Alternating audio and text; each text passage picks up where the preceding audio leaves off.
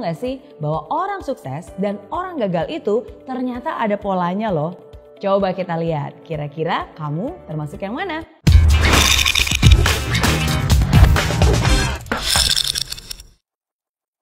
Apakah kamu ingin sukses? Pastilah, siapa juga yang gak pengen sukses? Sukses dalam karir, sukses dalam pendidikan, sukses dalam hubungan, sukses dalam bisnis, sukses dalam segala hal. Walaupun definisi sukses setiap orang pasti berbeda-beda.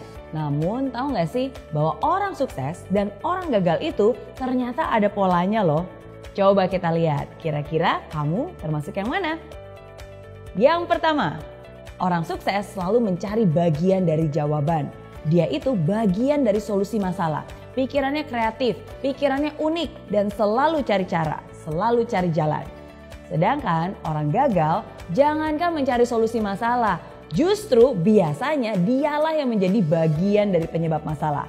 Bikin problem, bikin runyam, bikin keributan. Hal kedua, orang sukses selalu mau belajar. Mereka terbuka terhadap segala macam informasi baru dan mereka itu mau menyerap bagaikan spons. Orang gagal biasanya mereka merasa sudah pintar. Ya, merasa sok pintar. Nggak butuh informasi. Ya, udah tahu. Itu tuh yang biasanya selalu keluar dari mulut mereka. Gak heran kan, kebanyakan orang macam ini justru berpikiran sempit. Karena segala informasi bukannya terserap, malah terpental sama mereka. Hal ketiga, orang sukses selalu melihat atau menemukan peluang di setiap masalah. Mau seburuk apapun, pasti ada hal baik yang bisa diambil. Bahkan di kondisi jelek pun tetap aja ada hal positif yang bisa ditemukan. Nah, orang gagal biasanya hanya melihat masalah di setiap peluang. Bahkan hal yang sudah baik-baik aja nih bisa dicari-cari terus kesalahannya. Bisa dikorek-korek terus negatifnya.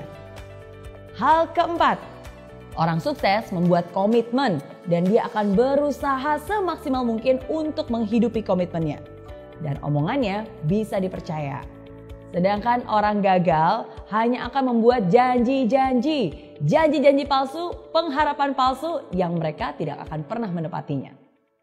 Hal kelima, orang sukses selalu proaktif mencari peluang untuk melakukan sesuatu yang bermanfaat.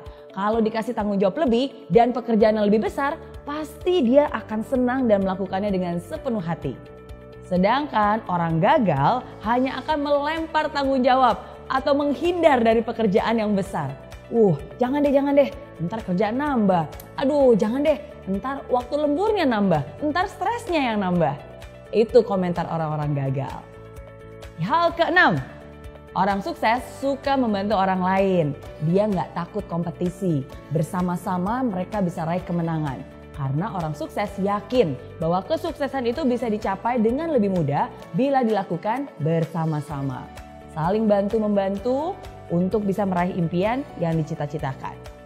Sedangkan orang gagal nih cenderung meraih kemenangan dengan cara menjatuhkan orang lain.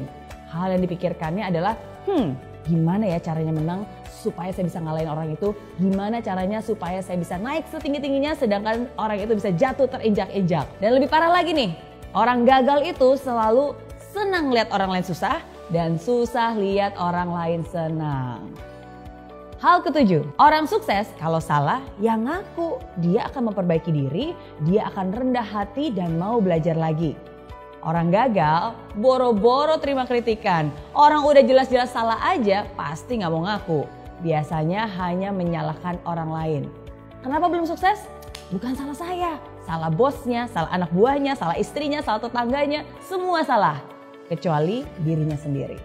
Itu ciri orang gagal. Nah, itu dia bedanya kebiasaan orang sukses dan orang gagal. Kalau kamu kira-kira termasuk yang mana nih? Kalau kamu telah memilih mental seperti orang sukses, bagus. Pertahankan itu dan bahkan tingkatkan. Tapi kalau kamu lebih banyak memiliki mental seperti orang gagal, tunggu dulu. Jangan berkecil hati dulu. Nggak ada kata terlambat kok. Justru sekarang ini adalah kesempatan untuk kamu bisa berusaha mengubah kebiasaan-kebiasaan lama yang tidak baik menjadi kebiasaan baru yang lebih membangun. Nggak ada kata terlambat asalkan kamu punya niat. Oke?